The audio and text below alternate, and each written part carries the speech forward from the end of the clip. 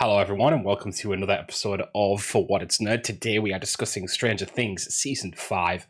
And I've never really covered Stranger Things at great length on this channel because I have largely not been part of the Stranger Things fandom. What I mean by that is I watched Season 1, 2, and 3 as 4 was coming out, watched 4, and now, of course, 5 is out.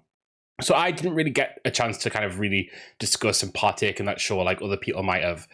Even then, I've watched it in a very pedestrian sort of way. I'm not big into it. Like I haven't like rewatched and watched and watched, and I wouldn't say I'm obsessed with the franchise, but I do like it. And generally, I watch this as more of a your typical audience viewer than like my other things where I'm sort of like a super fan or an obsessor.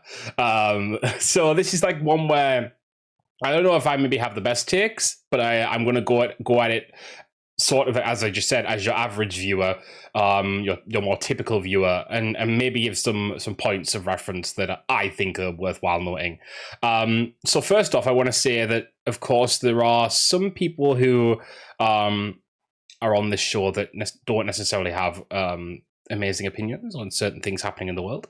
We're going to put that aside because we're actually trying to review just the show itself, but I do want to acknowledge that and let people know that that is there, and I am aware of it, and I think everyone should make their own informed decisions regarding that type of stuff. And if you don't know what I'm talking about, probably best to look it up, but there are certain people who are not viewed well in terms of certain comments that they've made. And I'll leave that at that. With that said, I think Stranger Things is, of course, probably one of the biggest shows of the last however long. It's a show that everyone was talking about when season 1 came out. It's a show that everyone's talking about now that season 5 is out. And again, just because I'm not the hugest fan of it doesn't mean that everyone else isn't like a really big fan and didn't need to watch it as soon as it came out, because I've seen that Stranger Things hype ramp up like rampantly in the past few weeks, and everyone's talking about it this weekend, and everyone is like, oh, I'm just watching Stranger Things, don't mind me. So it's definitely a thing that people are enjoying, and I have to say, I have to be completely honest, I think this is the most I've enjoyed Stranger Things. I've enjoyed all of that I've watched, but I feel like I'm watching it through a different lens because I didn't watch it at the time, and I think that can change things. That can make you view something a little bit differently. But I think because I'm kind of up to speed and I'm watching this at the same pace as everyone else, and I kind of know the backstory of these characters across the last 4 seasons, I do feel like I'm enjoying this a lot more. But also I think it's because, and this is something that I think a lot of people have discussed online for a while, even so much as season 4, I did see some of this rhetoric as well, is that I think they know what they're doing now. What I mean by that is not that they didn't do well in the other seasons, but it feels like they have the cohesive end in sight now, and they're running towards that. With season 1, that wasn't the case because they were doing something that was good, yes, but they didn't really know if it was going to catch on. They didn't really know how it was going to go. They didn't really know if it was going to be anything else. And so probably didn't expand that universe too far. And then 2, 3, 4, they've kind of like bolted on stuff, and then they've kind of had to make a story that matches the universe that they've kind of put together so far. What 5 does is a little bit different to that. 5, so my example of this, my best way of kind of describing this in my head is that seasons 1 to 4 feel like what the sequel trilogy of Star Wars was, in that like they all generally were serviceable in one way or another, but because there was different hands and different people involved and different like creative thoughts, the baton was passed in a way that made it so that the trilogy didn't know what it was doing. Right. And I think at times, despite the fact that obviously Stranger Things is of a higher caliber than that sequel trilogy in a number of ways, just in terms of storytelling, etc. I think what is still true of that is that there's things that kind of maybe haven't made sense or haven't quite clicked until season 5, because season 5 is doing that thing of, right, okay, these are the mysteries we still have open. 1, 2, 3, 4, let's say, and or the plot lines we still have open. Let's close those all off. Let's make this a satisfying ending that ties all of that together. And so, because 5 knows its endpoint and has to be the final endpoint because it's finishing, the show is finishing after season 5.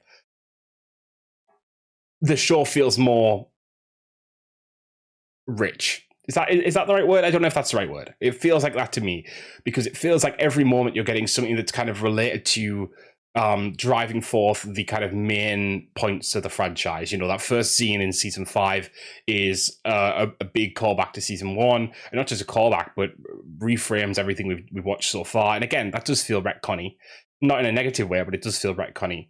That sounds like a really weird word, but I understand why they've done it, and it makes sense to kind of allow the franchise to be fully around Vecna at this point. The Demogorgon isn't, you know, the end point, that big, I forget what its name is, but that big shadowy thing at the end of this first season isn't the end, wasn't the end point. Vecna was always behind all this, and kind of bring that full circle by using Holly Wheeler as this new Will, in a sense, and making this plot all around the fact that Vecna has learned from what Will has perceived and seen, and how he is drawn on that connection over time, and then how he's dealt with stuff like Chrissy and Max and that type of stuff to learn himself in the role of Vecna is interesting. Really interesting, actually. And I think that's what this season does a lot better. I also think seeing a lot of the kind of, and I always struggle with this in shows, when there's too much of the same angst and strain and stress for too long. What I mean by that is seeing the kind of relationship between Elle and Hopper become less no, you don't do this. And there is still some of that in this season, but no, you don't do this. And like, there's an explanation as to why, there's a discussion of why, there's a little bit more of an opening up about why, and having the same thing happen with Joyce and Will on the opposite hand of that, and seeing those two characters, obviously Elle and Will, come into their own a lot more in this season, in terms of their powers and in terms of their abilities, is like, it doesn't feel like it's drawn out this time. I think in other seasons I've been frustrated with the fact that it feels like, and I'm not saying that the show shouldn't have got 5 seasons, but it feels like some of the plot points that are happening now in season 5 might have been better happening a little bit earlier, in my opinion. I don't know if people agree with me on that, but it does feel like some stuff has been dragged on its heels for too long in this show, and so I think that's what I'm interested in now, the seeing how this all wraps up. But yeah, I think the show has a lot more of a cohesivity to it now, and I actually found a lot of the scenes in this to be very, very compelling, very interesting. There's some fun parts, there's some funny parts, there's some very thoughtful parts, discussing about being who you really want to be, or kind of about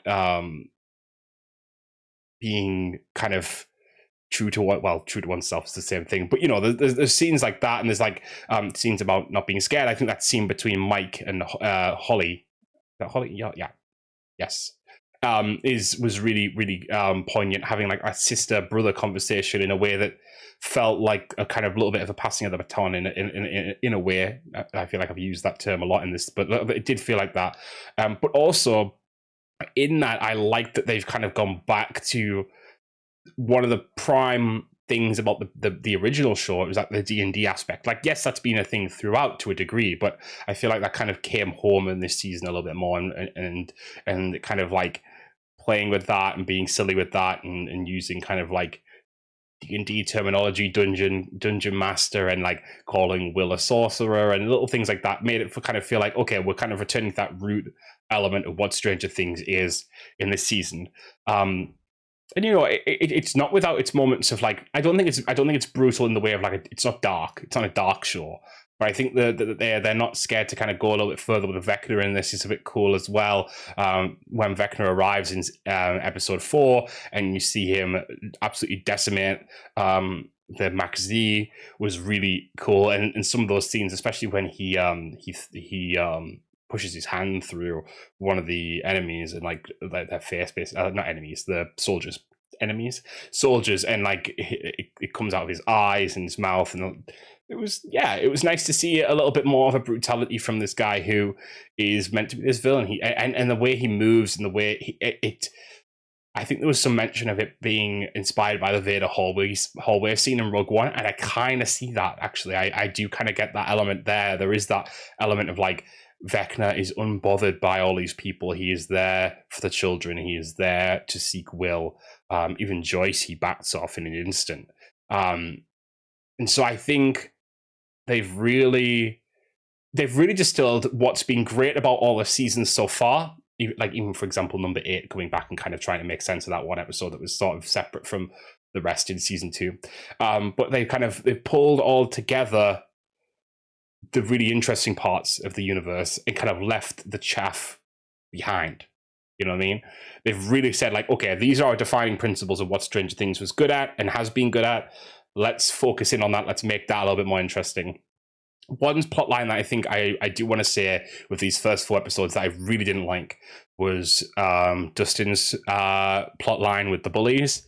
I get why it was there. I get that it was a holdover to Eddie, and I guess that they wanted to kind of make some kind of reference and kind of homage to Eddie as a character because so many people connected with that character and enjoyed that character.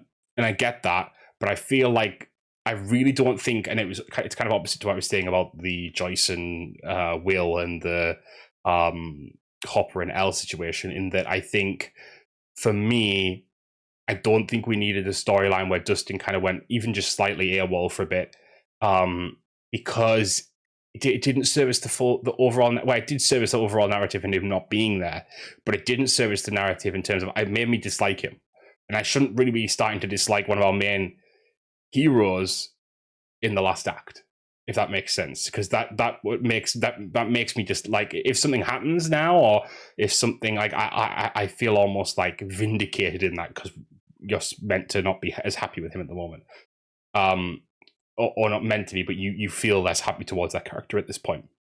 So I didn't like that plot line because it felt very like didn't need to happen in season 5. But I think that's the only time it's really been wasted. I feel like seeing Nancy become emboldened, but also a little bit embittered by what's going on with her family, and seeing how those around her are reacting to that. You know, Jonathan and Steve is interesting as well. Seeing Joyce interact with Robin and Robin interact with Will and seeing that dynamic play out was really, really cool as well. I think this season is really shaping up to be probably, I mean, a lot of people are saying that season 1, then season 5. I think this might be my favorite season, full stop, which is very, very hard for a show to do. Let's be quite honest. By season 5, usually the show has atrophied that much that you're just like, I'm not interested in the ending. And that could still happen because we do have 4 more episodes, I believe, or there or thereabouts to go on at Christmas. And we'll be coming back and discussing those then. But I'm hoping that they stick the landing. I'm hoping that they give us a really satisfying, interesting, fun ending. And whether that be a happy ever after, as they kind of imply in the show, or whether it be something else, as long as it's a good ending, that's what really matters. And I think so far they've set themselves up for it. Whether they can stick the landing, of course, or not, we'll see. But I've really enjoyed the show so far. Really want to see where they go next. I want to understand what's going on with this, the Max and Holly storyline regards Henry in the past, and see what his plan is, because it like, he's sort of explained why he wants the children, but he hasn't explained what he wants the children for necessarily. So it'll be interesting to see. Yeah, I think that's really all I can give on Stranger Things, because again, I'm not deep into it necessarily. I didn't do a big rewatch before this, so there's probably a lot of things that I'm missing out on that a lot of people be like, oh my gosh, that links to that links to that links to that. I will also say that I think whilst the villains are one-dimensional because they're sort of meant to be in this regards, like the military side, I do kind of enjoy is it Akers and Kay. They were quite interesting characters in their own way, and seeing Akers get interrogated by Hopper and Elle was actually really interesting, and seeing Kay be this formidable, Dr. Kay be this formidable figure who almost nearly deals with Elle and Hopper and doesn't manage it in the end is interesting, because it's a lot different to how the others have approached her. Papa, and I forget the other guy's name, but the 2 scientists who have kind of worked with her prior have been more appeasing of her, but trying to do what they need her to do within that. Kay is not that. and I'm interested to see what happens with her as well. So with that said, I think I'm sort of done for now. I think there's not much else I can say. Again, if you think I'm wrong, or you think I'm right, or you think you can add 2 cents to what I've said, or detract as necessary, let me know. I enjoyed it. I'm excited to see the rest. I think it could be a good run for the end of the show, and yeah, fingers crossed that ends up happening. Until then, guys, thank you as always for watching and listening, and I'll see you next time. Bye, guys.